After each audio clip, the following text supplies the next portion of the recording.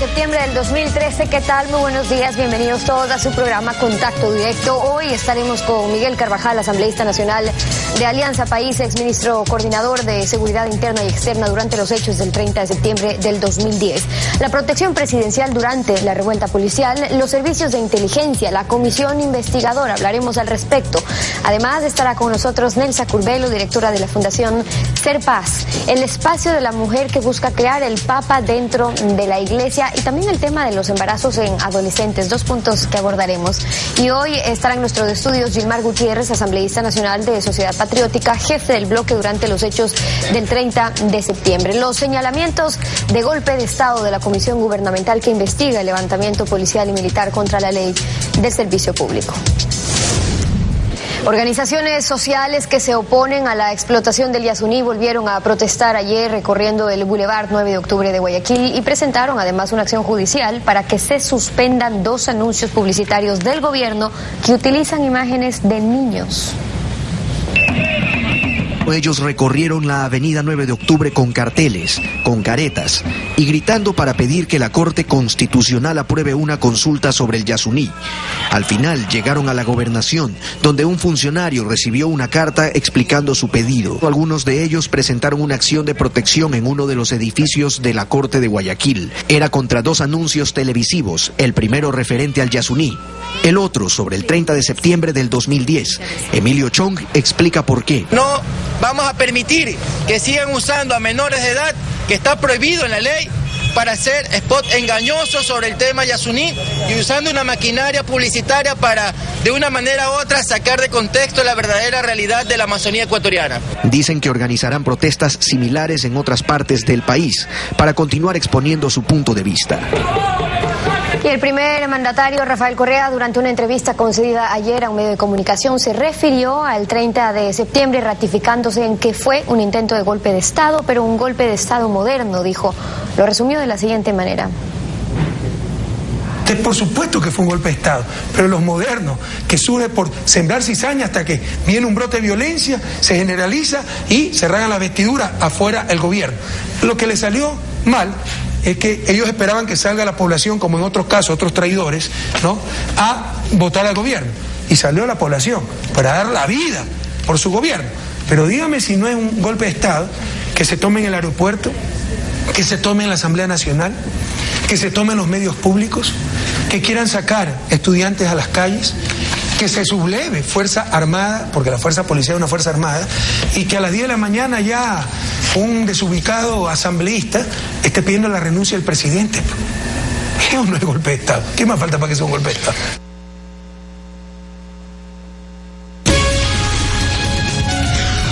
La actualidad, los protagonistas, el análisis y la información en Contacto Directo.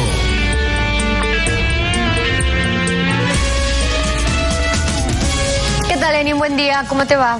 Muy bien, Estefi, amigos televidentes, un buen día para todos. A esta hora nos acompaña desde los estudios de la capital de la República el sociólogo Miguel Carvajal, asambleísta por el Movimiento de Gobierno, a quien le damos los buenos días. Buenos días, Lenin. Un saludo cordial a las personas que nos miran, que nos escuchan por esta importante emisora.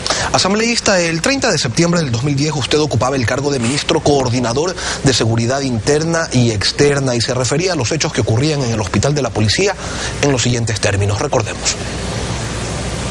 El presidente no está secuestrado.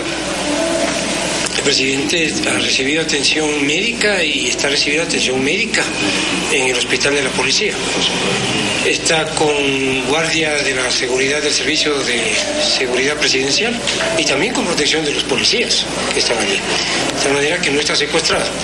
Y por eso cuando el presidente y los médicos decidan que tiene que salir, pues saldrá.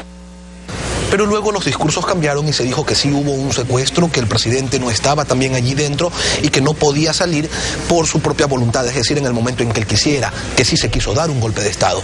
¿Por qué razón primero se dijo una cosa y luego otra distinta? ¿Cómo fueron cambiando los acontecimientos aquel día? Bueno, Lenin, esta pregunta usted me hizo hace exactamente un año. y varias veces me han hecho la misma pregunta, y hay que contextualizar las cosas. Ese momento que usted refiere, esa entrevista, eran aproximadamente las 10 de la mañana, un poco menos, en unas circunstancias en que quienes estábamos al mando de algunos procesos de seguridad, como usted bien lo indica, no teníamos la información completa, estaba rota la línea de mando de un organismo tan importante como la Policía Nacional, teníamos algunos problemas en ciudades que habían sido tomadas las gobernaciones, caso de La Tacunga, de Ambato, de Guaranda, de Riobamba, de Ibarra, problemas en ciudades donde se retiró la policía, como en el caso de Guayaquil, y donde comenzaron a actuar de manera coincidente grupos delincuenciales armados haciendo saqueos. Aquí en Quito también. Una situación muy confusa, con ruptura de línea de mando, en donde además había que proteger cualquier conato de violencia a esa hora que esperábamos evidentemente que no se produzca, como se produjo lamentablemente. Y minutos más tarde de esa intervención mía, en esos momentos, en ese contexto, en esa circunstancia, no 3 años después o 2 años después, cuando se tiene una reconstrucción de los acontecimientos mucho más objetivas, el propio presidente hizo una declaración pública directa, mostrada a todos los ecuatorianos, en donde ponía en evidencia su situación, que nosotros mismos no la conocíamos con todos los detalles, situación de inhabilidad.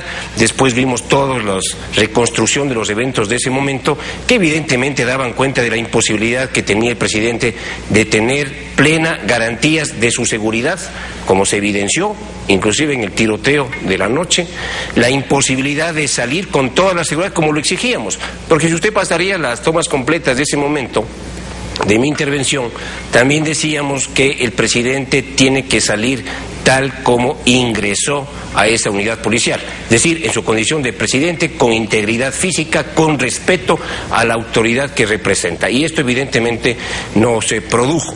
Cuando a eso de las 4 de la tarde, perdóneme, sí, claro, cuando a eso de las 4 de la tarde, luego de varias conversaciones con policías que representaban a los sublevados, a los que se les explicó los alcances de la ley de servicios públicos que se le usó como detonante de esta situación por parte del propio presidente de la República, luego de muchísimas gestiones con mandos policiales, se planteó la salida del presidente, nos dijeron sí, que salga escoltado dentro de un callejón de policías sublevados y armados.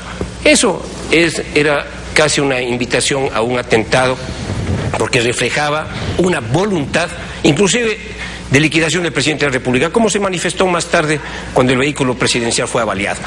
A estas alturas de la historia, cuestionar los hechos del 30 de septiembre ya es un poco difícil, solo muestran una obcecación para tratar de evitar y ocultar la realidad. No hay cuestionamiento, asambleísta, hay que recordar, hay que refrescar la memoria, memorias frágiles que existen, además hay que tener en cuenta que está prohibido olvidar. Ese día, el 30 de septiembre, fallaron los organismos de inteligencia. Se lo pregunto porque resulta complicado entender que a un gobierno que tenía 3 años ya en el poder en ese momento, que había reformado justamente los servicios de inteligencia luego del ataque de Angostura, que reestructuró a la policía y a las Fuerzas Armadas, de repente se encuentra con este levantamiento, con este intento de golpe de Estado, dependiendo de quién lo diga o del cristal con el que se lo mire, sin que lo haya podido prever. ¿Era posible aquello? Bueno, no solo que era posible, sino que evidentemente fallaron los organismos de inteligencia. Pero el país debe entender algunos elementos. El 30 de septiembre no es un hecho casual y aislado. El 30 de septiembre, con una mirada un poquito con distancia, tiene que verse también, en mi opinión, como el momento más alto de un proceso de desestabilización que comenzó desde el día mismo de la inauguración de la Revolución Ciudadana, y tiene algunos momentos muy altos. Las denuncias que varios funcionarios del gobierno desde el 2007 hasta el 2010 hemos hecho sobre los pasquines dentro de la policía y Fuerzas Armadas para generar un malestar, un clima de malestar, diciendo que se eliminaba el ISPA, que se eliminaba el ISPOL. Segundo factor muy importante, el bombardeo de Angostura. El bombardeo de Angostura, que pretendió vincular al gobierno ecuatoriano con las FARC y con el narcotráfico. Y en esa línea se desató toda una campaña mediática, recordemos, en los años 2008 y 2009. Después, en tercer lugar, se pretendió seguir vinculando al Ecuador con el narcolavado y el lavado de activos. Inclusive el GAFI, que es el organismo internacional de control de activos, pretendió decir internacionalmente que el Ecuador no cumplía con sus obligaciones en el control de lavado de activos y en la represión al terrorismo, se pretendió sancionar al país.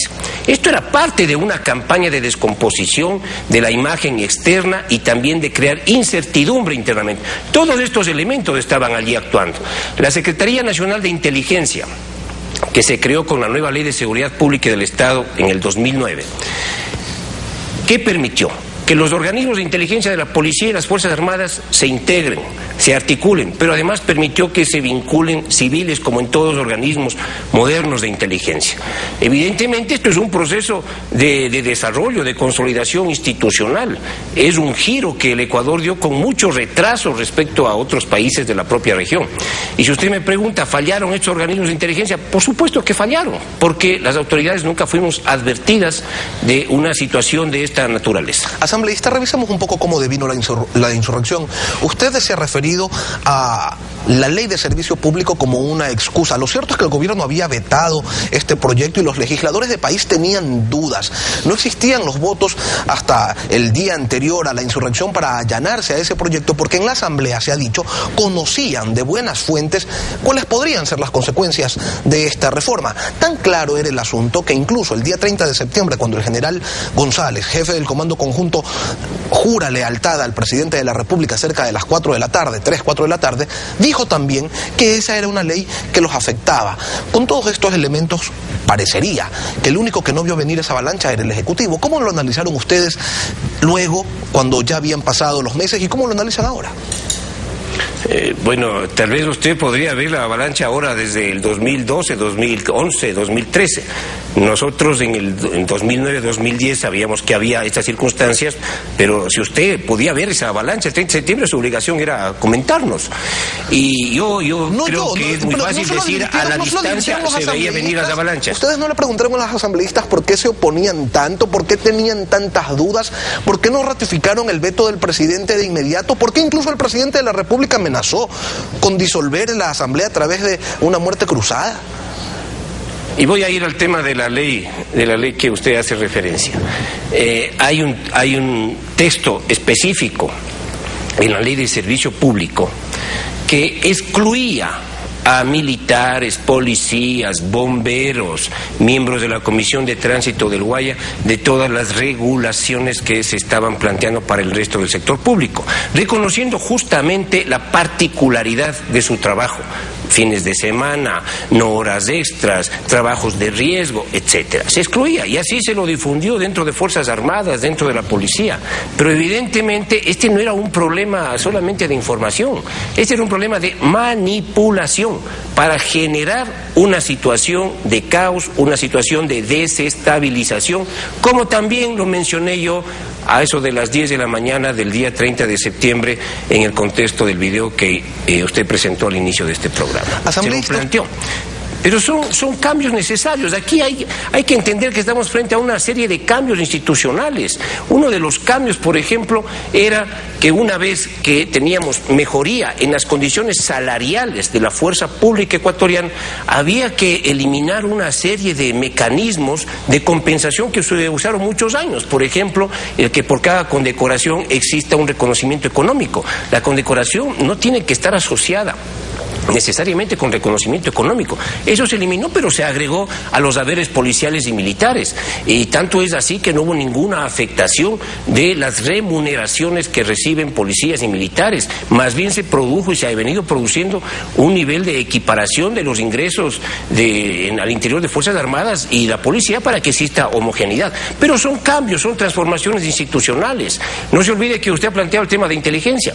Los sistemas de inteligencia se manejaban separadamente, policías y militares, y había un nivel de poco control civil sobre el tema. Eso puede afectar a algunos sectores. Se recurrió a las empresas durante muchísimos años por la desatención del Estado. Fuerzas Armadas y Policía tenían que buscar mecanismos de autogeneración de ingresos, y eso había que terminar. Pero evidentemente eso también puede generar malestar en algunos sectores que no entendieron o que tenían intereses en todos estos procesos. Genera malestar evidentemente el proceso de reinstitucionalización, en este caso de la Policía Nacional, que implicaba, por ejemplo, la eliminación de la UIS Todos recordamos la UIS, que recibía recursos y dineros del extranjero y que no respondía a los mandos policiales. Eliminar esos niveles de discrecionalidad evidentemente crean malestar en algunos sectores que se acostumbraron a vivir de una manera distinta a la institucionalidad democrática que se requiere en el Ecuador. Asambleísta, queremos agradecer su presencia y sus criterios esta mañana. En nuestros estudios se trataba de Miguel Carvajal, asambleísta por el Movimiento de Gobierno, uno de los actores principales el día 30 de septiembre en su calidad de ministro coordinador de Seguridad Interna y Externa. Son las 7 de la mañana con 16 minutos. Nos vamos a una pausa y cuando volvamos estaremos con Nelsa Curbelo. El Papa Francisco no quiere una iglesia machista ni un machismo con faldas dentro de la iglesia. Regresamos para analizar ese tema. Quédese con nosotros. Un tribunal ético integrado por miembros de la Comisión de la Verdad, que analizó 41 sentencias contra líderes sociales acusados de sabotaje y terrorismo, concluyó que no existe independencia judicial. Lo escribe Alfredo Pino Argote en la revista Vistazo, que ya está en circulación.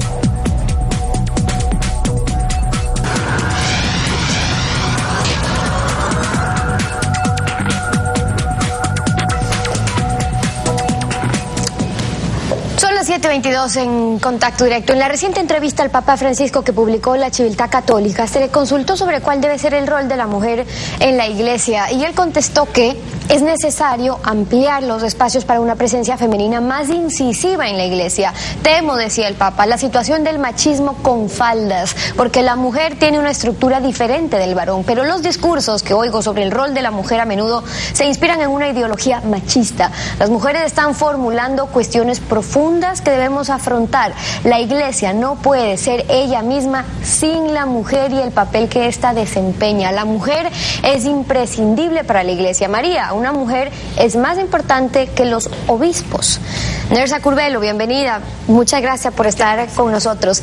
Desde su experiencia como monja, como teóloga, como católica, ¿qué nos está diciendo el Papa sobre el papel de la mujer? Pues está reconociendo una realidad. El mundo y los seres humanos somos varón y mujer y hacen falta los dos.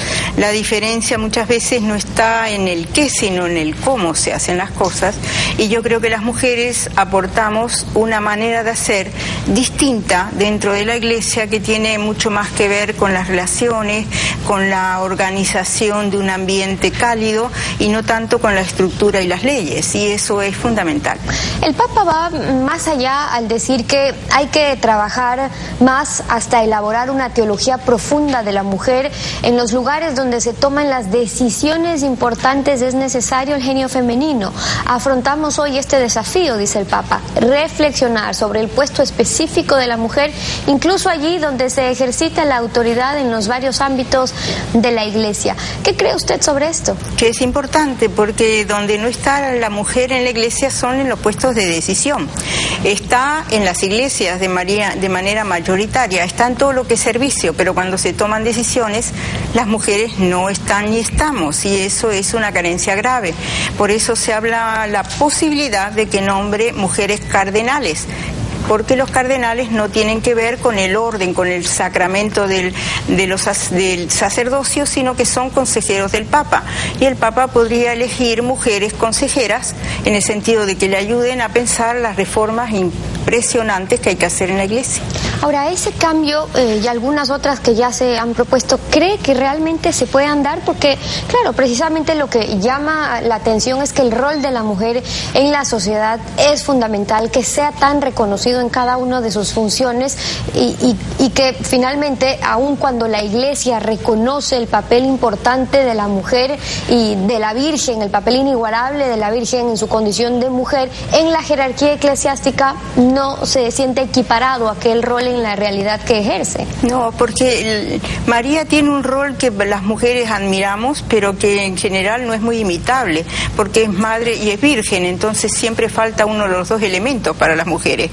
O es virgen y no es madre, o es madre o no es virgen, por decirlo rápidamente y mal. Entonces, el hecho de la organización de la iglesia viene de la costumbre, no viene de los evangelios. Jesús, en el fondo, no ordenó sacerdotes. Eso es algo que se inició en la iglesia por el siglo III o IV. Él dijo que que hagamos la Eucaristía, pero no dijo quién debía hacerla, no dijo este debe presidir, así no fue. Entonces, en las primeras comunidades cristianas, los que celebraban la Eucaristía y los que celebraban era el padre de familia, el anciano, el mayor, el más sabio. También habían mujeres que realizaban tareas dentro de la iglesia. Yo creo que en el fondo es un miedo muy grande al cuerpo de la mujer lo que la iglesia debe superar. Y habiendo estas reflexiones del Papa Francisco, Nelsa, ¿usted cree que realmente sí podamos estar cerca a que se lleguen a producir esos cambios? Creo que le está produciendo cambios muy, muy grandes desde el punto de vista pastoral y todos nos alegramos con ello. Y creo que los cambios que va a producirse, la vida los va a mandar. Eso se viene. No puede seguir la iglesia funcionando como algo ajeno a la sociedad. En todo el mundo, no solo en el mundo occidental, porque las realidades son distintas en otras partes. Ahora, hablando de la mujer y de los derechos de la mujer, a propósito de una realidad en nuestro país, una alta tasa de embarazos en adolescentes, dentro del plan de planificación familiar está el que las adolescentes puedan acceder a métodos anticonceptivos, a las pastillas, etcétera. 2 de cada 3 jóvenes en nuestro país, de 15 a 19 años, sin educación, son madres o están embarazadas. Usted ha tenido mucha experiencia trabajando también con los jóvenes. ¿Cómo se debe trabajar en ese campo con ese problema? Creo que es uno de los problemas más graves, porque un embarazo adolescente primero es un riesgo para la mamá y para el niño, pero es una hipoteca para toda la vida. Entonces creo que hay que tomar las medidas de educación y de prevención necesarias para que puedan llevarse a cabo vidas que de verdad puedan salir adelante. Creo que es fundamental las dos cosas. Hay que educar, hay que prevenir, y dentro de la prevención hay que dar todo lo que es necesario como métodos para que puedan prevenirlo. Ahora, ¿quiénes argumentan que las causas de muerte materna también responden a embarazos no deseados o a los abortos inseguros? ¿Creen que la solución puede estar en despenalizar el aborto? Porque la penalización, dicen, no ha disminuido el número de abortos, y además porque consideran que eso es parte del derecho propio de la mujer, el elegir si tener el hijo o no. ¿Qué dice usted sobre eso? Bueno, el tema del aborto es un tema complejo. La mujer puede decidir de su cuerpo, lo que no puede decidir es de la vida que lleva en ella, porque ya no es solo su cuerpo. Hay alguien más que la está habitando, y ese ser humano requiere todo el respeto y la ayuda y todo lo que necesita para poder crecer. Distinto es cuando se trata de violaciones. Distinto es cuando hay problemas terapéuticos. El tema del aborto de verdad es un tema muy complejo, y el tema de los abortos clandestinos produce muchísimas enfermedades y muertes que hay que intentar desde el punto de vista de la salud regular.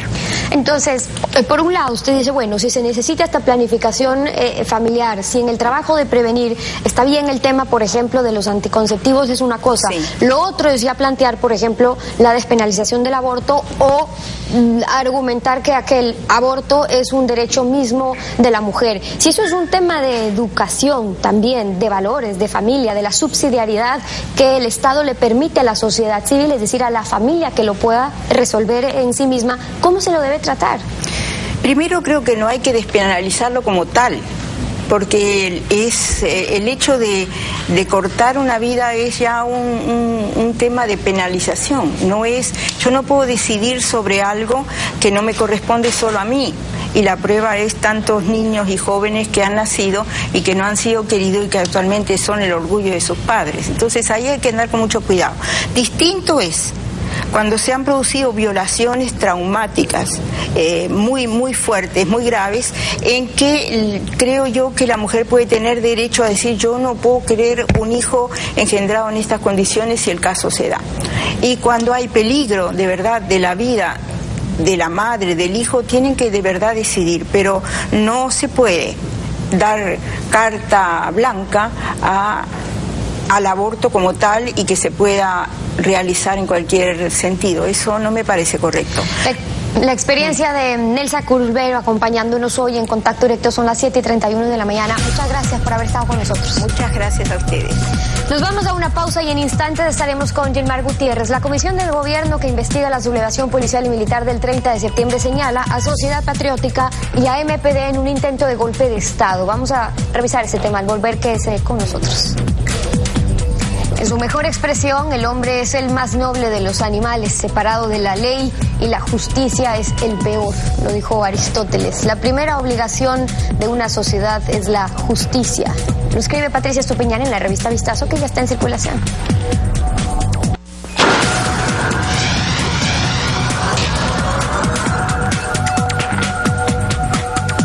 El titular de la Comisión 30S, que desarrolla investigaciones alrededor de los acontecimientos que ocurrieron durante la jornada del 30 de septiembre del 2010, ha señalado que en los hechos que ocurrieron ese día están involucrados el expresidente Lucio Gutiérrez, el partido Sociedad Patriótica y el Movimiento Popular Democrático.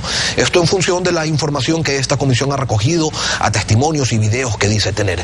¿Cuál es la lectura que sobre estas sospechas que se han expresado públicamente tiene Gilmar Gutiérrez, asambleísta nacional por el partido Sociedad Patriótica? Es lo que le consultamos, asambleísta. Un buen día. Buenos días, muchísimas gracias por la oportunidad. Este sí, un canal independiente que nos da la posibilidad de rechazar esas acusaciones injustas, y no como en los canales del presidente Correa, que se acusa todo el tiempo a Lucio Gutiérrez, se acusa a Sociedad Patriótica y no se da la más mínima posibilidad del derecho a la réplica, y lo llaman y se hacen llamar medios públicos. Mire, es evidente que esta comisión fue creada para cumplir esa misión de ratificar el supuesto intento de golpe de Estado y de acusar a la oposición. Lógicamente que ahora tuvieron el cuidado de no nombrar una comisión como esa, que encontró los más de $1.000 millones en contratos entregados a dedo al hermano del presidente, y que ahora son perseguidos. Ahora tuvieron el cuidado de buscarse como miembros de esa comisión a gente con mente delincuencial, porque solamente gente con mente delincuencial pueden actuar con premeditación y alevosía y sin empacho, acusar a gente inocente. Ahora, y usted como asambleísta conoce si existe algún motivo por el cual nunca se realizó una investigación independiente. Recordemos que a partir del 30 de septiembre del 2010 se habló de una probable comisión de UNASUR, del alto comisionado de Naciones Unidas, pero al final nada de eso terminó de cuajar. Así es, mire, es que no les interesa una investigación imparcial, porque ¿qué es lo que ha hecho esta comisión? Como dije, nada de independiente tiene esta comisión y nada de imparcial. Han cobrado miles de dólares para presentar ¿qué? Lo mismo que ya se conocía. No presentan absolutamente nada nuevo. Las mismas acusaciones que ya lo dijo la Fiscalía, que ya lo han repetido los miembros del Gobierno Nacional, y es por eso que no presentaron, ¿no es cierto?, no, o mejor dicho, no aceptaron la posibilidad de la intervención de una comisión internacional imparcial o una comisión nacional imparcial, una comisión multipartidista, porque lógicamente ahí va a aparecer, ¿no es cierto?, la responsabilidad del presidente Correa, y la desesperación del presidente Correa es justamente curarse en salud, pero en esa desesperación comete más errores y sigue causando más daño a gente inocente, y algún rato tendrá que responder. Ahora, estos delitos no prescriben. Díganos una cosa, ¿a ustedes les llama la atención que 3 años después de ocurridos los hechos del 30 de septiembre, después de que se dijera que las investigaciones no podían generar mayores resultados porque las evidencias se habían borrado, después de 3 años en donde resulta ser que no se sabe de qué armas salieron los disparos que cobraron las vidas de 5 ciudadanos, lo único que se conoce es que 2 organizaciones políticas estuvieron detrás de un probable golpe de Estado? Exactamente, mire, escondieron inmediatamente después de los acontecimientos, lamentables acontecimientos, escondieron y ellos mismos se encargaron de desaparecer las evidencias. Que si, insisto, hubiera una comisión imparcial que haga esta investigación, definitivamente van a aparecer otros los responsables, como quien ordenó disparar al hospital. Hablan de que nació la democracia el 30 de septiembre, cuando el presidente Correa fue rescatado por las Fuerzas Armadas a punta de bala, con cientos de heridos, con algunos muertos, y ellos festejan el 30 de septiembre y dicen que nació la democracia. ¿Qué democracia? Si ni siquiera pudieron convocar a la gente que contrataron, como dijo el mismo hermano del presidente de la República, ni siquiera siquiera ellos salieron a respaldarle y a defenderle al presidente porque sabían que era un show, sabían que se armó un pero show. Hay hechos que son innegables y nos referimos a la presencia de Fidel Araujo, militante de Sociedad Patriótica, ese día en la avenida Mariana de Jesús, en el exterior del Hospital de la Policía, así como la presencia del abogado Pablo Guerrero, quien ingresó a las instalaciones de uno de los canales estatales del gobierno. Pero también dice la comisión que un militante al que identifican ellos como ex candidato a la asamblea, a consejero y a concejal, quien desde el regimiento Quito alentaba a los sublevados para que agredan al presidente Correa, también ha hecho referencia a su actuación, a la de Gilmar Gutiérrez ese día desde el interior de la asamblea. Según Carlos Vaca, titular de esta entidad, usted habría estado dirigiendo la escolta legislativa, decidiendo a quién se dejaba entrar y a quién no. ¿Qué tiene que decir sobre esto? Mire, no tienen absolutamente ninguna evidencia de algún vínculo entre los supuestos golpistas o uniformados de la Policía Nacional y algún líder político. No existen, no han presentado ningún vínculo, puro versiones inventadas. Ustedes ven las imágenes de Fidel Araujo, que cabe decir, hace tiempo, antes del 30S, había dejado Sociedad Patriótica Fidel Araujo. Y lo pueden ver en las imágenes, está solo. Yo creo que lamentablemente con un afán posiblemente de protagonismo fue y cayó en la trampa, como algunos otros líderes políticos cayeron en la trampa de este show, como lo hicieron en Venezuela, como lo hicieron en Bolivia, para de esa manera librarse de algunos dirigentes políticos de oposición que sí lo consiguieron en Venezuela, que sí lo consiguieron en Bolivia, y que aquí lógicamente les falló. Algunos, insisto, lamentablemente cayeron en esa trampa, pero mire, no existe, la comisión no presenta cosas nuevas. En cuanto a Gilmar Gutiérrez, mire, Gilmar Gutiérrez inclusive llega tarde ese día a la Asamblea Nacional. En la Asamblea Nacional habían varios asambleístas, oficialistas y de oposición. Pero varios, pudo entrar, más de la mitad de asambleístas. Pudo ingresar a la Asamblea porque otros asambleístas no lo pudieron hacer.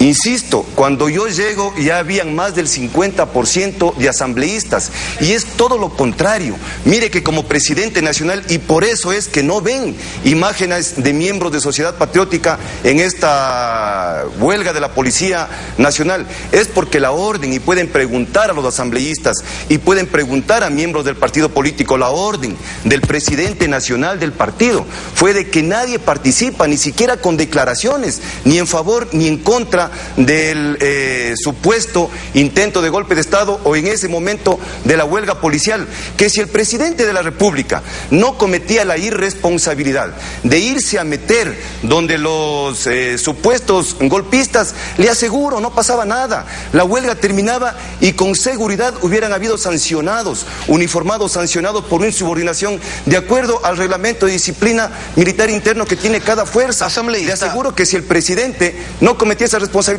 ahí quedaban y no había consecuencias lamentables como ahora tenemos que estamos todavía lamentando. El gobierno dice que hubo un golpe de Estado, un intento de golpe de Estado, pero si hubo un intento de golpe, hubo un contragolpe, y ese sí efectivo, que logró finalmente controlar a policías y militares, desactivar esta intención o supuesta intención. Y además, con el paso del tiempo, ha redundado la acción del régimen en la creación de un nuevo modelo de democracia con mayor concentración de poderes y sin espacios para la oposición. Al final, terminaron ganando. Mire, al final yo creo que no, todavía terminan ganando. Al final ellos saben que la mentira no les cree nadie. La han repetido más de 100.000 veces. Esa estrategia, una repetida 1000 veces, se convierte en verdad. Ellos saben que no les da resultado y se siguen gastando millones de dólares, ¿no es cierto?, para tratar de convencer a los ecuatorianos de esta mentira, de esta farsa, de este supuesto intento de golpe de Estado. Golpe de Estado es lo que se dio contra Lucio Gutiérrez, en donde uno de los principales cabecillas fue el presidente Rafael Correa, que se autocalificó como el forajido número 1 y después usufructuó del golpe de Estado. Recuerden, Rafael Correa fue el ministro de Economía de ese gobierno golpista, el actual fiscal general del Estado, igual fue ministro de Trabajo. Eso fue un golpe de Estado. Sacaron al presidente Gutiérrez, lo metieron preso al presidente Gutiérrez, inclusive a mí por ser hermano del presidente Gutiérrez, y ellos usufructuaron del poder. Y de eso no se dice nada, y de eso no se investiga. investiga. Mire, esto es una motivación de odio, esta persecución implacable del presidente Correa en contra de Lucio Gutiérrez, en contra de Sociedad Patriótica, es porque no puede igualar los récords de Lucio Gutiérrez, es porque Lucio Gutiérrez en 2 años redujo el 8% de la pobreza, y Rafael Correa apenas del 0.7%, y no va a poder igualar, y con toda la plata del mundo que ha tenido el presidente Rafael Correa, más plata que los 10 últimos gobiernos juntos, y el que más se ha endeudado, y el que más impuestos le ha cargado al pueblo, y no puede igualar los récords económicos de Lucio Gutiérrez, que alcanzó el crecimiento económico más alto de la historia, alcanzó la inflación más baja de la historia, y ese es el odio de Rafael Correa. Bien, y asambleísta, queremos agradecer sus criterios y su presencia aquí en los estudios de Contacto Directo. Estefi, ha sido todo por el día de hoy. Concluimos, Lenin, a ustedes gracias a su sintonía. Ya viene Contacto en la Comunidad.